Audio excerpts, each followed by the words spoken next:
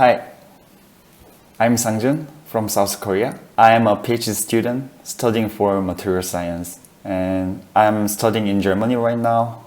I opened this channel to share my ongoing research and some interesting things in engineering and science related to my major. For the first video, I want to introduce myself for little details and my past researches as well. So I prepared a PPT.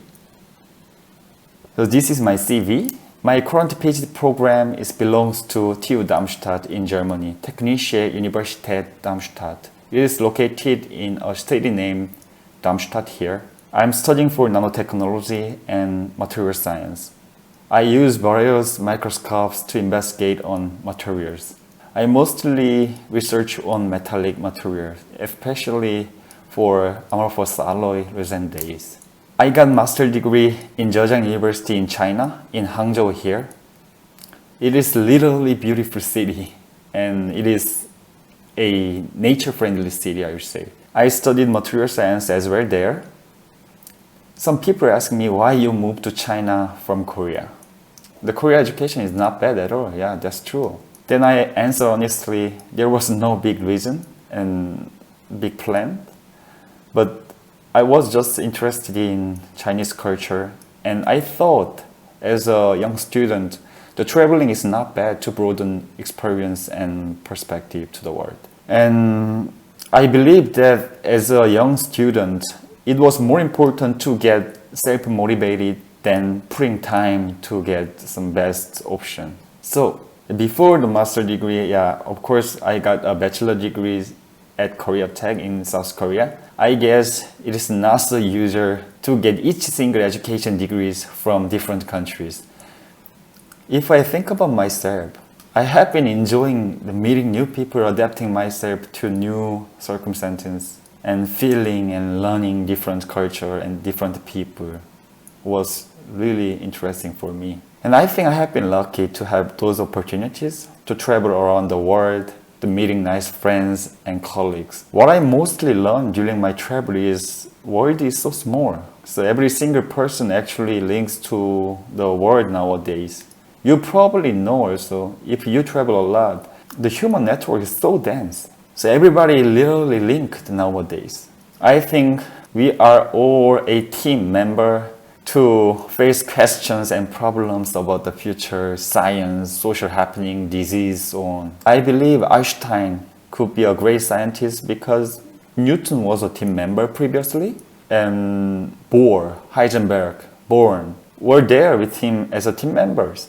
So as a team member myself, I do my best to fulfill my responsibility and potential as well. So while I'm studying PhD candidate in TU Darmstadt, I'm working as a contracted employee at INT, the Institute of Nanotechnology, which belongs to the KIT, Karlsruhe Institute of Technology. So KIT belongs to TU9, which is leading universities in Germany. So German education system for PhD is a bit different from to the rest of the world. If you are working in Germany at high-end scientific area, you are able to get PhD degree from the job experience. So I'm in an electron microscopy group at INT and contributing to ongoing project and TM operation. Back to end of the bachelor's period, I had worked at INM, Leibniz Institute for New Materials, as an assistant researcher, so-called HIBI program. I was in nanotribology group and contributing ongoing project with atomic force microscope. I have several publications and patents here. I will briefly introduce them in the later section in this video. Before that, I will introduce my research interests from here. The TM applications are one of my main directions the recent days. I'm mostly spending time with electron microscopies. Here is SEM or TM. To investigate the material science. The TM is a really nice tool to investigate on scientific basis of many kinds of materials in nanoscales. Actually, I'm excited about TM. The TM is a microscope, so it's an imaging tool But we can do so many things, not only imaging. Here I show you some of applications of TEM. Deflection technique is available. High resolution TEM, we are really looking at single atoms here.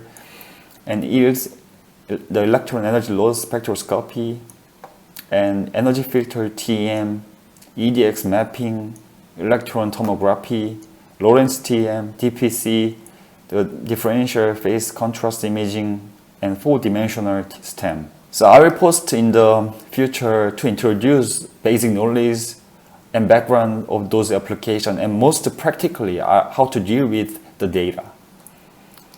I'm also interested in the deformation mechanism of alloys. Recently, I researched on shear band formation and propagation in amorphous alloys. And I'm also developing some tools for the TM data analysis and process tool. So here is a 4D STEM mapping, and this is a pair distribution function analysis and angular FEM, the fluctuation electron microscope analysis. And this is DPC, the differential phase contrast mapping, and this is one-dimensional FEM analysis. XFs, this is extended energy electron loss fine structure.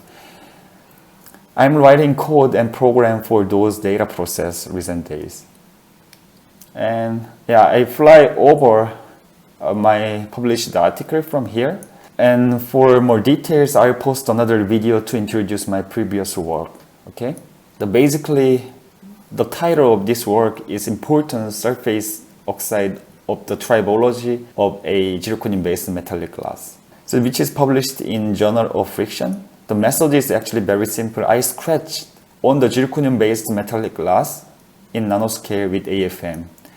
During the scratching, I measured friction force from the tilting angle of the scratching tip. And I investigated on effect of artificially grown oxide layer for tribological analysis. And the grown oxide layer has been measured by the high resolution TEM here. And here is observation and result. We found the friction coefficient decreased with increasing the thickness of oxide layer. And the oxide layer is softer than the bulk. So you can see here scratch hardness reduced with increasing oxidation time. The oxide layer is easily sheared from initial sliding, and worn particles from the initial wear act as a solid lubricant. As a consequence, the reducing friction coefficient and strengthen tribological properties. So this is quite good finding because the metallic glasses has been recognized as a good potential materials for wear-proof coating. The thicker oxide layer will have better wear resistivity. It's quite important and quite critical to use as application in tribological contact. This is a paper is published in Journal of Alloy and Compound with a title of Intermediate Structure State for Maximizing the Rejuvenation Effect in Metallic Glass via Thermocycling Treatment.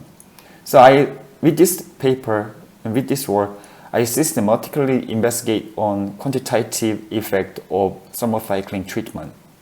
The thermocycling treatment is quite simple process.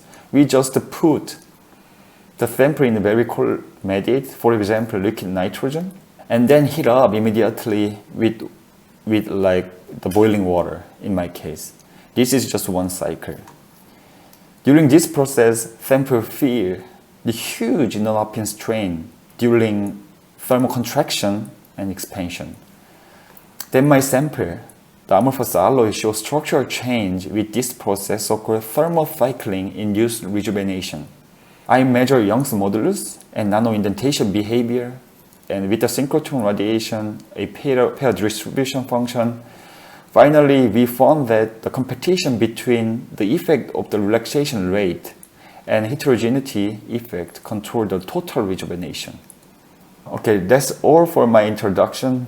Okay, thank you for watching my video, and see you within next videos.